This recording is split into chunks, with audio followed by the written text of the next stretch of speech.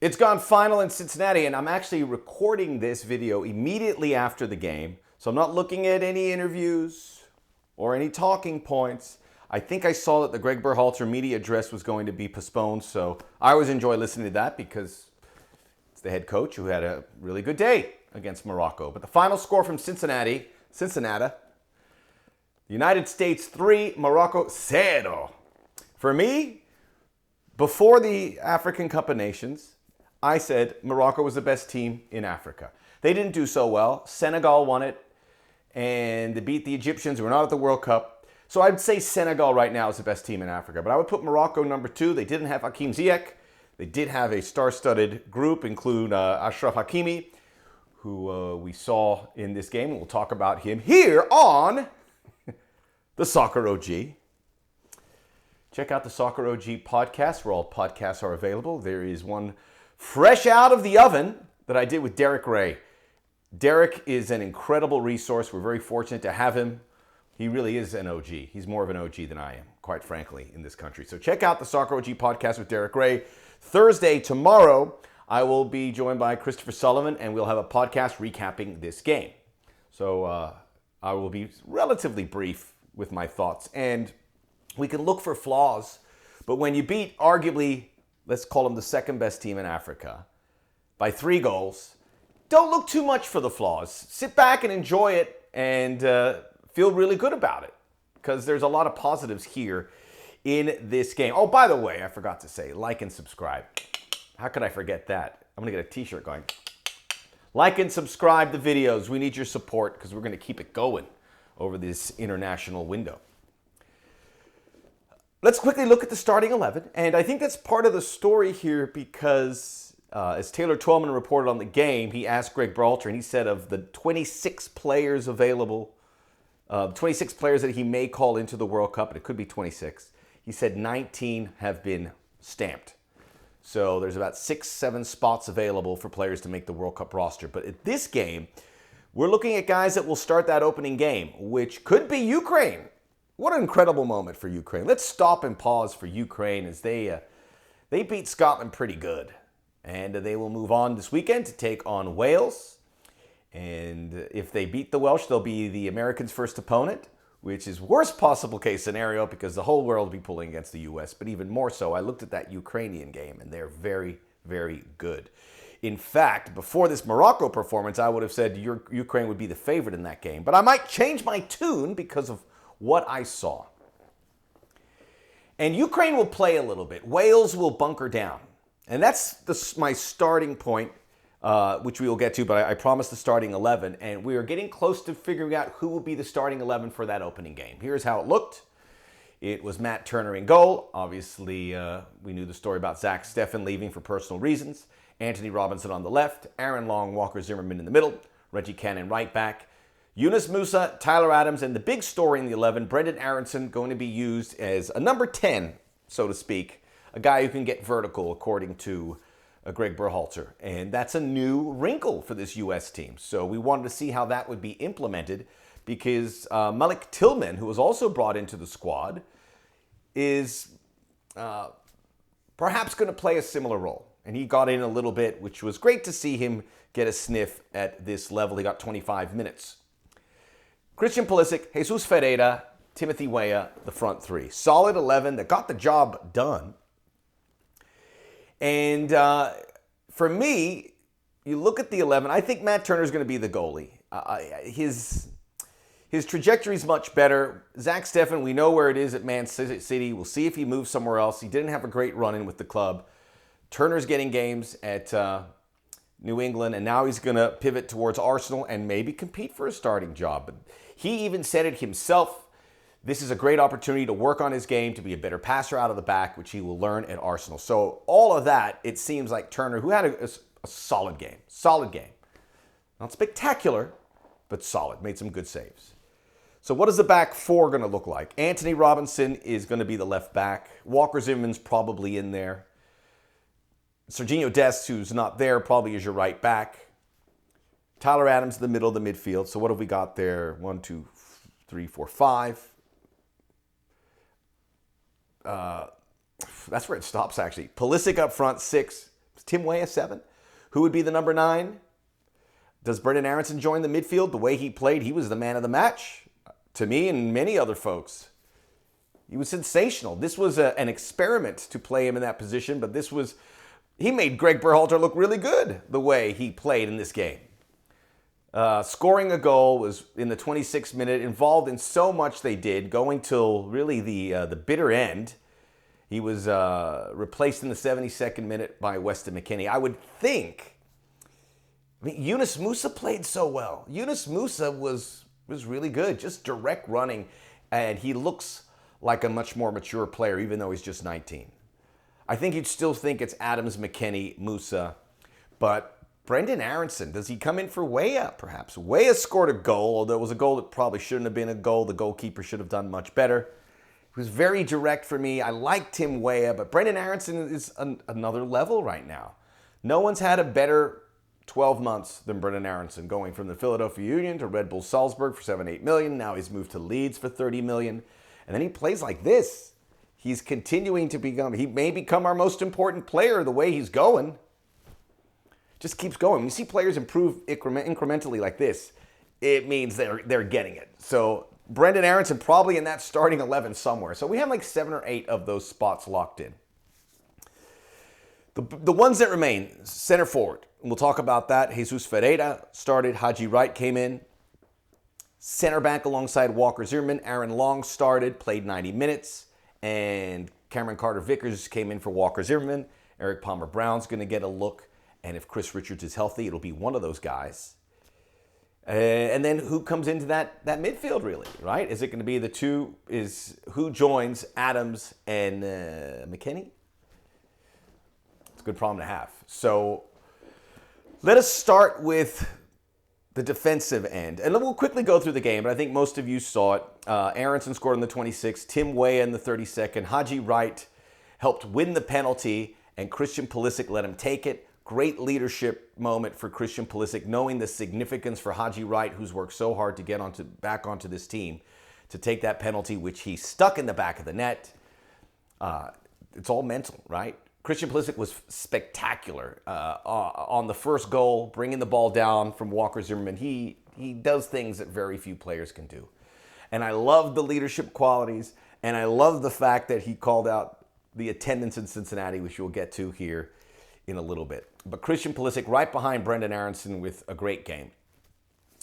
And by the way, what's exciting about this is the United States during World Cup qualifying labored against teams that play a low block, finding space. Well, Morocco doesn't play a low block. They left spaces. And the U.S. built around with really sharp passing. And we saw it certainly on the second goal by Tim Weah. They built, and then Morocco finally let down. And we saw it on some other close calls. Haji Wright had one attempt saved. Jesus Ferreira had one attempt saved at the end of the first half. Those were built off great passing sequences. So if the U.S. play teams are going to open up a bit, which they could in Ukraine and England, it looks like they're prepared. They looked liberated that they didn't have to break down a low block, that they could pass and get a result. I felt liberated watching it. I was like, wasn't that nice?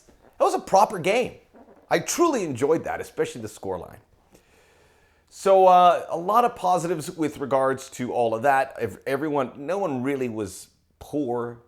But that brings me to Aaron Long, because I thought he did a solid job. He brings a lot to the table. I thought he played out of the back relatively well. He was caught positionally bad a couple times, which I would leave into the category of not being familiar with that back four. There were some spaces developing. I think when he got the yellow card, he got in a little bit of trouble. But the toughness across the board over 90 minutes, playing with a different left back and center back for each half, I thought he handled it pretty well. But there was a lot of vitriol for Aaron Long before he kicked the ball. 10 minutes in, people are going, Aaron Long!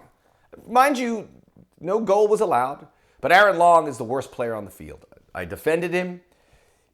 Look, this is, you have a player celeb that you're going to go after every game, and it's Aaron Long right now. And look, I'm pulling for Chris Richards to take that job. Maybe Cameron Carter-Vickers, who I thought played pretty well. But right now, it's Aaron Long.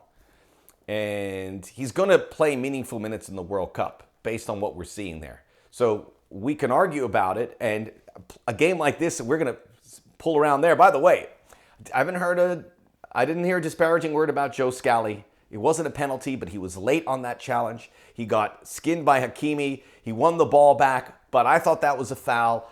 Scally worried me. To me, if you're looking for a guy that looked a little bit out of his depth, it was him. It wasn't Aaron Long.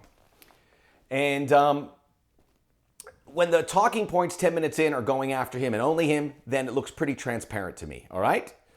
And I don't want to sit here and dwell on this when a team just beat a Morocco side that could make a run at the World Cup. They really could. They're that good, although they didn't look that good. 3-0, then I'm all right. And usually when you have a clean sheet, it's a reflection off the back line, even though they had that penalty miss. And Morocco had 22 shots. That's way too many. Way too many.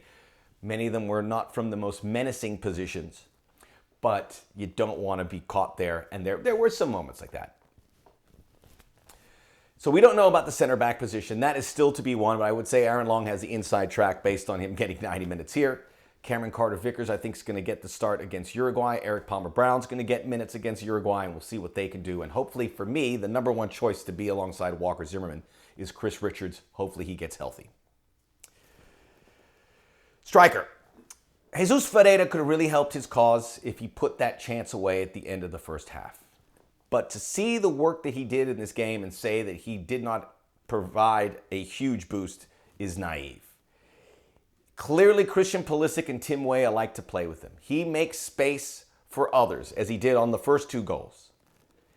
He came out at the half, which is disappointing after that missed shot. I really wish he scored that because that would have been convincing. But Jesus Ferreira did nothing to discourage the opportunity of him starting at number 9, November 21st in that World Cup opener. Haji Wright came on, looked great. And when he first came in on, because he's tall and lumbering, you're going, I'm getting Jordan Pefok vibes here. I'm getting it. But you quickly forgot about that. And he was excellent in building up. So there's a real competition. And I'm happy to say that we have two viable options going after it. I don't know if those are the only two options. There's still some time, not a lot of time. Greg Berhalter doesn't want headaches here. He wants to lock in this squad and he wants to lock in an 11. And this, to me, was the dress rehearsal, or as close as you could get to a World Cup opening dress rehearsal, because they're going to play Uruguay coming up here, but Uruguay plays Mexico, so I would imagine they play their first team, and Uruguay is going to put a lot of reserves in that USA game, so we won't really know. It won't be a stiff test. This one, you're getting Morocco's best. So this was the game, and the U.S. answered the bell in fantastic fashion. I would still think Jesus Ferreira gets that because of the way he plays, specifically with Christian Pulisic, who had tons of space because Ferreira drags the defenders. Drags the defenders here. He is constantly moving. He's excellent at high pressing. The goals. The goals have to come. He needs to tuck one of those away.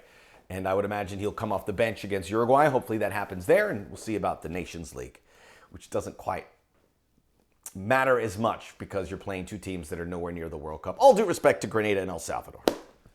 We love those countries, and we love CONCACAF. We're in this together. Goalkeeper, I think, is a debate, but I think Matt Turner is got to feel pretty good about his position, again, because of the trajectory.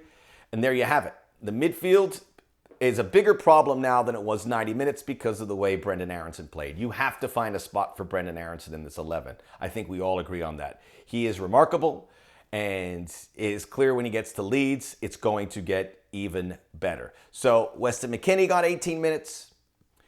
There was Malik Tillman got some time. Luca Della Torre got some minutes. He looked good. It's a good day.